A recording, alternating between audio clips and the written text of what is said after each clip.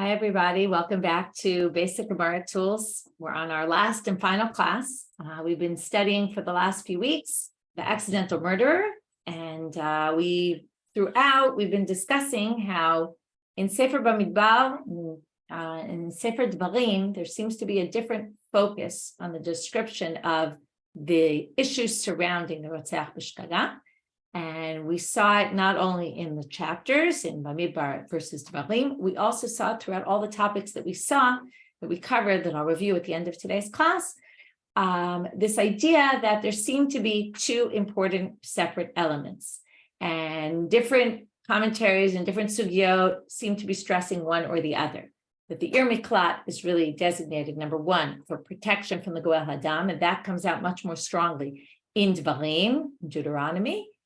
And the need to basically protect the murderer from relatives who want to avenge the death. And on the other hand, we have the description in Sefer Bamidbar, which is really this issue about the need for punishment. And for there we saw a whole issue that we discussed many times about the Ir Miklat being a place where it's a punishment for someone who murders someone accidentally, even though it was accidental. Right, we already discussed that whole range of closer to Ones, closer to Mezid, and that he's also deserving, or she is deserving, of punishment. So the question today is going to be, what is the role of the Goel Hadam, this redeeming relative? It's a concept that's very difficult for us to fathom, that there's relatives, right? It sounds very tribal, that want to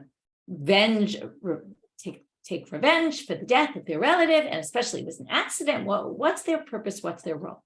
So we're going to particularly look at it through the sugiyot that we're going to discuss what happens, and we already discussed the way into the Ir Miklat, and then what happens when I happen to be an accidental murderer and I leave the Ir Miklat.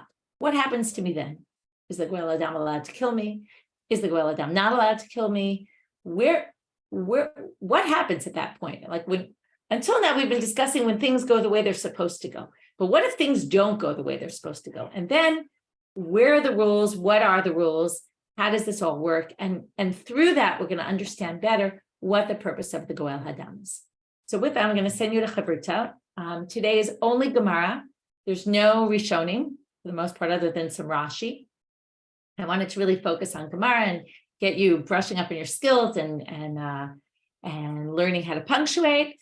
I did give us an assignment to highlight Tanaitic texts. There could be that your program might not allow you to highlight. So if you can't highlight, just mark it in some other way, or just note to yourself where the Tanaitic sources start and end. Okay, so don't get worried if you can't highlight. And with that, I will send you off to Chavruta. I want to the news and what's going on in Israel, I really wanted to dedicate our learning tonight in the memory of Hillel and Yagel Yaniv, who were brutally murdered this evening in the Shomron, or earlier today. Anyway, I wanted to dedicate our learning in their memory, two brothers. Okay, with that, I'll send you off to Chavrutot. Now we will meet back in about 45 minutes.